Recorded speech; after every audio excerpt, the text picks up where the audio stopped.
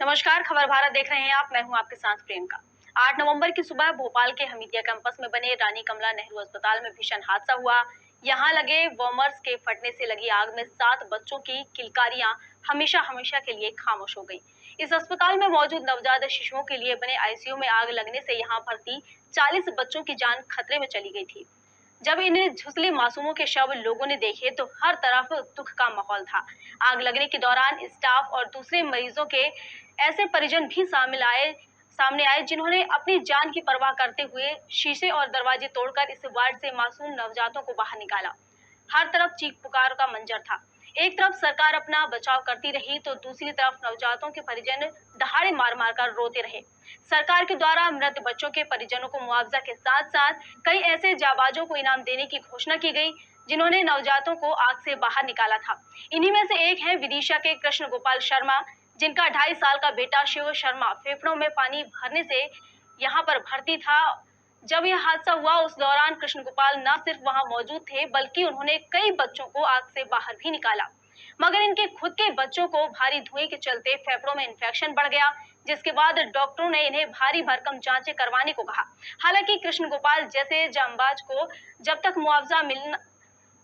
मुआवजा मिला ना ही इनके बच्चे को कोई बेहतर इलाज मिल पा रहा है।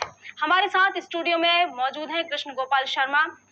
कृष्ण गोपाल शर्मा जी, आपका हमारे खबर भारत में बहुत बहुत स्वागत है। कृष्ण जी, आपके बच्चे को क्या कुछ हुआ था जिसके चलते आपको यहाँ पर आना पड़ा? क्या बीमारी थी आपके बच्चे को? मेरे बच्चों को ये बीमारी थी मैडम कि मैं विदिशा का रहने वाला हूँ और मेरे बच्चों को मैंने प्राइवेट से भी दिखवाया। इसके बाद में मुझे सरकारी विदिशा चिकित्सालय में ले गए। वहाँ पे भी मेरे बच्चों को इलाज करवाया, वहाँ से रेफर कर दिया कमला नेहरू भोपाल। तो मैं आज 7 तारीख को मैं कमला नेहरू भोपाल अस्पताल में पहुँच गया था। तो शिशु वार्ड में उसी दौरान 8 नवंबर 8:20 का हादसा है। उस समय पे तो आग लगी तो वहाँ पे आग लगी, चिल्ला चोट होने लगी और बच्चों को जैसी कि आग लगी तो छोटे छोटे जो नवजात थे उस समय हमने उन्हें घुसकर। कृष्ण गोपाल जी, जिस वक्त आप यहाँ पर हमीदिया में आए, आपने यहाँ पर डॉक्टरों को दिखाया होगा अपने बच्चे को, तो डॉक्टरों का क्या कहना था? क्या कुछ परेशानी हो रही थी आपके बच्चे को और डॉक्टरों ने क्या कहा, कहाँ भर्ती करने के लिए कहा, क्या कुछ सलाह दिया आपको? उन्होंने बोला कि कमला नेहरू अस्पताल में चिकित्सालय में भर्ती करो बच्चे के लिए, वहाँ पे बच्चे का इलाज हो पाएगा। तो मैंने कमला नेहरू अस्पताल में पहुँच के उस तीसरी मंजिल में उस बच्चे को भर्ती करवाया और वहाँ पे बच्चे को उसी दौरान उसके फेफड़ों में पानी भरने का इलाज चल रहा था। उसी 7 तारीख को उसका ऑपरेशन हुआ था और ऑपरेशन का इलाज चल रहा था। उसी समय 8 नवंबर के 8:30 बजे उस बच्चे वहाँ पे आग लगी तो उस बच्चा भी धुआं की चपेट में आ गया। तो बच्चे धुआं की चपेट में जैसे ही आया तो उसकी जो नली है तो वो नली भी खिंच गई थी और खिंचने के दौरान उसका इलाज उस तरह से ठीक से नहीं हो पा रहा है, क्योंकि मैंने वहाँ से काफी बच्चे थे वहाँ पे, मैंने अकेला नहीं था जो कि वहाँ पे घुस करके बच्चों की जान बचाई थी पहले। तो आपका बच्चा कहाँ पर भर्ती था?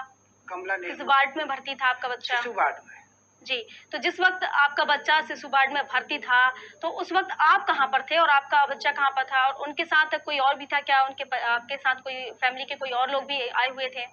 मेरी मैडम थी साथ में और मेरा बेटा एडमिट हैगा, वो भी था। उसी दिन 7 तारीख को उसका ऑपरेशन हुआ था और 7 तारीख को ही मैं वहाँ अपने बच्चे के पास ही बैठा था जो आग लगी हुई थी। जी, तो जिस वक्त आग लगी, आगजनी की जो घटना हुई, उस वक्त आप कहाँ पर थे और आपने क्या कुछ देखा वहाँ पे? कैसे आग लगी वहाँ? गार्ड रहते हैं वहाँ पे बाजू में, अपने पलंग के इधर में चाय देने के लिए गया था मैडम को। तो जैसे कि आग लगी तो मैंने वहाँ से खिड़की दरवाजे तोड़े और बच्चों को सुरक्षित निकाला। वहाँ से 40 बच्चे उसमें थे, छोटे छोटे नवजात शिशु थे 40 बच्चे। किसी की घुसने की आशंका नहीं हो रही थी कि उस धुएं के चक्कर में कोई घुस पाए, पर हमने अपने मुंह पे कपड़े बांध करके बच्चों को सुरक्षित निकाला। ये हवा करवाई ताकि कि ये हवा लोग कर रहे हैं, हवा करवाई मैंने कि ताकि कहीं इनका और धुआं इनकी नाक में ना जा पाए। जी, तो कितने बच्चों को आपने वहाँ से बाहर निकाला? वहाँ पे थे मैम 40 बच्चे थे। 40 बच्चे थे। वहाँ पे 2 नर्सें झुलस गई थी जो कि अखबार में भर के मैं अपने हाथ में भर के उठा के लेके आया था। तो वो भी कुछ नर्स एक नर्स उसमें बेहोश हो गई थी और लेके आया तो उसको भी सुरक्षित किया। कुछ बच्चे काले काले पड़ गए थे धुएं के चक्कर में। तो कृष्ण गोपाल जी, जिस समय ये पूरा हादसा हुआ, उस जब आप बच्चों को बचा रहे थे, तो उस समय क्या आपको भी कोई चोटें आई हैं? या आपको, जैसे कि आपने बोला कि अभी आपने शीशे तोड़े थे, आपने गेट के दरवाजे तोड़े, तो उस दौरान क्या आपको कोई चोट आई है?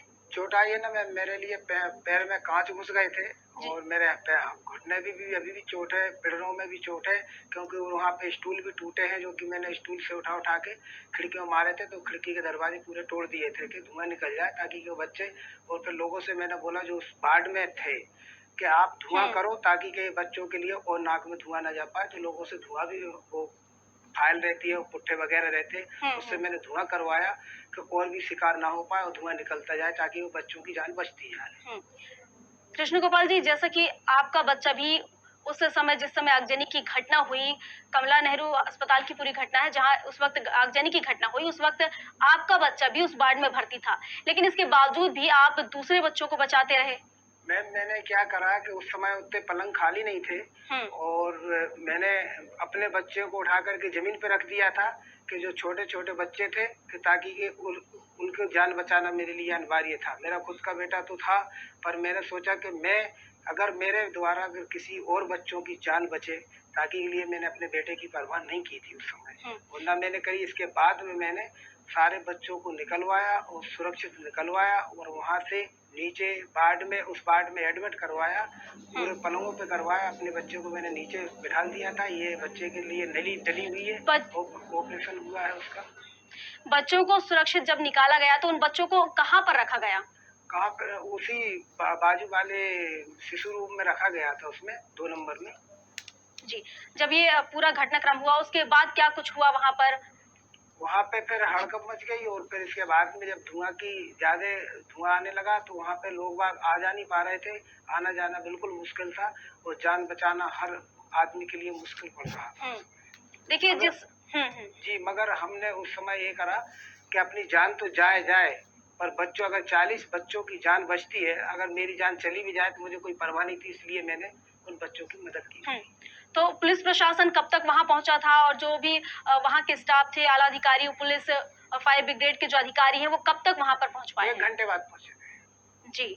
तो आपने जिस तरह से यहाँ आगजनी की घटना हुई थी, और कई अधिकारी भी वहाँ मौके पर पहुँचे थे, और घोषणा भी की गई थी कि जो मृतक बच्चे हैं, जो बच्चे मरे हैं, उनके जो परिजन हैं, उन्हें मुआवज़ा राशि दी जाएगी। जाबाजों को, जिन्होंने बचाया बच्चों को, उन्हें मुआवज़ा राशि दी जाएगी। तो आपको कितनी मुआवज़ा राशि मिली है? नहीं, मेरा तो मैडम कोई नाम का ही पता नहीं है, और ना तो मुझे बताया गया है, ना मेरा नाम लिखा गया है। मैंने मीडिया से बोला भी था, तो बोल रहे थे कि मददगारों के लिए कुछ इनाम मिलेगा, और आपने जान बचाई, आप बहुत बहादुर हो।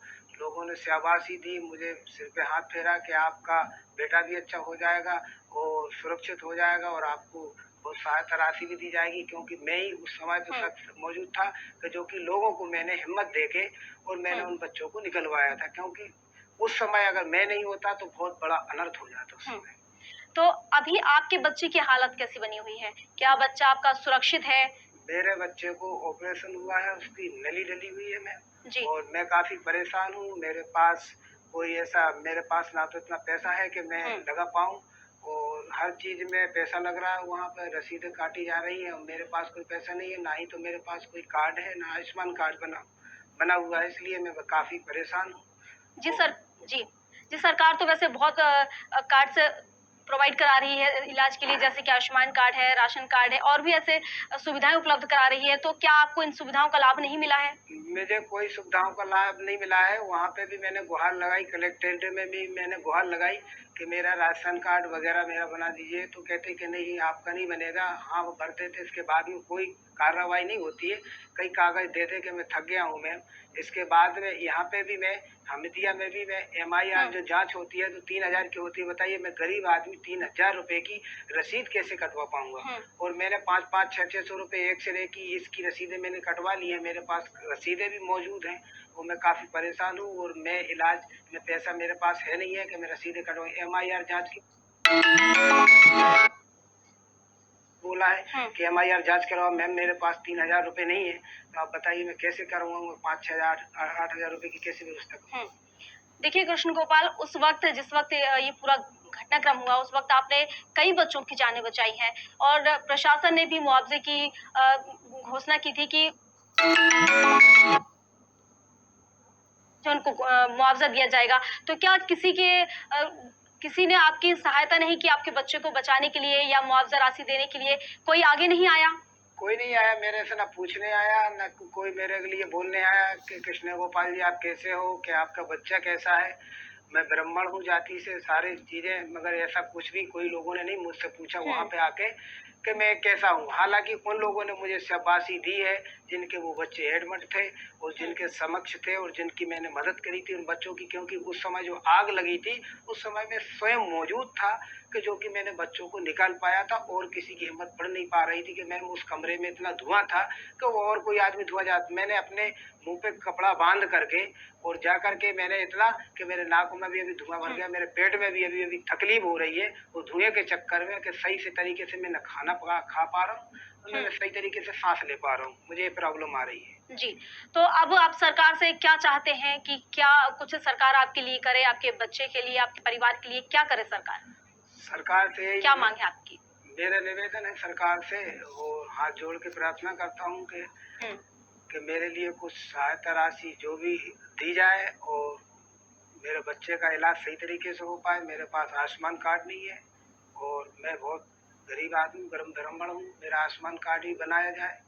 और मेरे पास, मैं किराए से रहता हूँ विदिशा में, मेरे पास खुद का मकान भी नहीं है, मैं किराए से रहता हूँ, तो मेरा भरा पोषण हो नहीं पा रहा उसमें और मैं इलाज के लिए कहाँ से पैसा लगाऊंगा।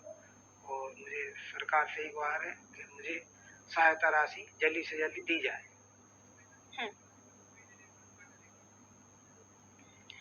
तो आपका बहुत शुक्रिया हमारे साथ जुड़ने के लिए। आपने देखा कि किस तरीके से 8 नवंबर की सुबह भोपाल के हमीदिया कैंपस में रानी कमला नेहरू अस्पताल में एक भीषण हादसा हुआ था, जिसमें कई बच्चे झुलस गए थे और कई बच्चों ने अपनी जान गंवा दी। उस पूरे हादसे में कई बच्चे मौत के घाट उतर गए और जिसके चलते कुछ ऐसे जाबाज भी थे जिन्होंने खुद वहां पर उतरकर कई बच्चों की जानें बचाई हैं और शीशे तोड़े। और लेकिन उसके बाद भी कुछ ऐसे बच्चे हैं जो आज भी उस हादसे के चलते परेशानियां झेल रहे हैं। उनकी जो तबीयत थी वो और ज्यादा बिगड़ गई है और ज्यादा खराब हो गई है।